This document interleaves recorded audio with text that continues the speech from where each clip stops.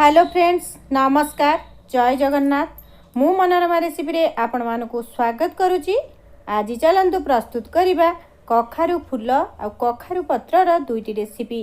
जो रेसिपी पखाल सहित गरम भात सहित खाइबा पई बहुत भल लागे। आज आपणक सहित कखारु पत्र गोटे सुंदर रेसिपी मु शेयर करी। भिडियोटी को संपूर्ण देखंतु। जदि आपण माने भिडियोटी को स्किप करि नेबे जानि परिबेनी मु केमिति प्रस्तुत करती। तो चलंतु आरंभ करिबा। एटी मु किछि बुट डाली आ अरुआ चाउल को बतुरे नेइतिली। एटी चाउल आ बुट डाली भल भाबे बतुरी जाइछि। एबे आमे चाउल आ बुट डाली को गोटे मिक्सचर जार रे देई दबा। एटी मु 3टी कंचा लंका ऐड कली। लंका रे एबे देली गोटे चामच जीरा। एबे सेतिरे आमे ऐड करिबा किछि अदा आ रसुण। अल्प टिके आमे सेतिरे पानी देई भल भाबे बाटिकी नेई आसबे। चाउल आ बुट डाली को भल भाबे चिकन करी बाटिकी मु एठी नेई आसीची। आसिला परे एबे चलंतु सेतेरे किछि मसला आमे ऐड करिबा। मसला रे मु स्वाद अनुसार लूण दियंतु, हळदी पाउडर।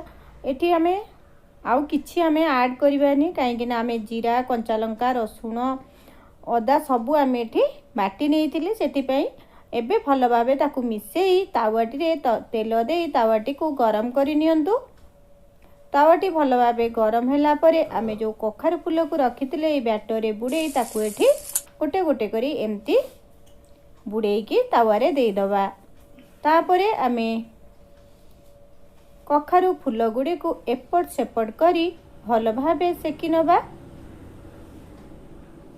आपण माने गोटे थर एम्ति करंतु, देखिबे पखाल हो कि गरम सबुतिरे खाइबा पई बहुत भल लागिबो। कखारु पत्रर रेसिपीटी पूरा यूनिक अछि। आपण माने भिडियोटी को देखंतु ताहले जाई जानि परिबे। देखंतु एठी हमर कखारु फूल भजा प्रस्तुत हो जाइछि। जेतिकी प्रस्तुत हो जाइतिला मु ताकू गोटे साइड करी आउ जेतिकी फूल थिला ताकू देकी आमे बुडेकी एम्ति तावा रे देई देले हमर एका सहित सब गुडी फूल हेई जिवो। गैस भी हमर कम खर्च हबो। सेही परी एही परी भाबरे मु सबु जाक कखारु फूल को भाजी नेइथिली।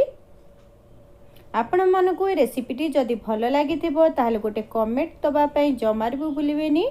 ताहले चलंतु एबे प्रस्तुत करिबा कखारु पत्रर सुंदर रेसिपीटी को।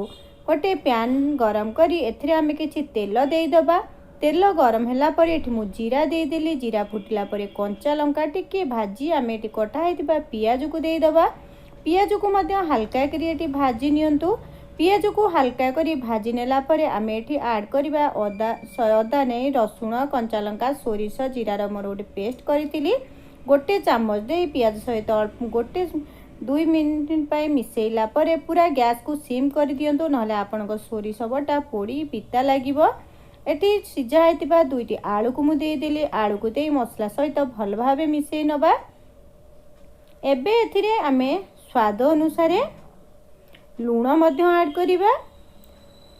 किछि लंका गुंड मु ऐड करूची, अल्प ऐड कली कारण मु मसला सहित सुखिला लंका 2टी बाटी नेइतिली। सेथि पई एठी हमर मसलाटी प्रस्तुत हो गला। आमे गैस टी को बंद कर दबा। सेही आलू मसलाटी हमर एमती कखारु पत्रर मझिरे देई दियंतु।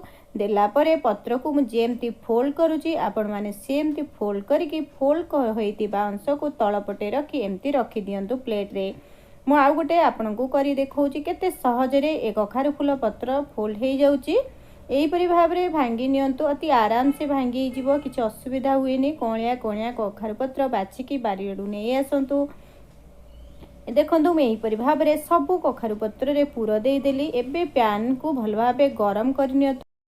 पैन टी गरम होला परे आमे सेतरे किछि तेल देई दबा। आ जो कखारु पत्र रे आमे पूरा देई रखितिले ताकू एमती सेही बैटर रे आमे बुडेकी एमती के तावा ऊपर गोटे गोटे करी रखी दबा।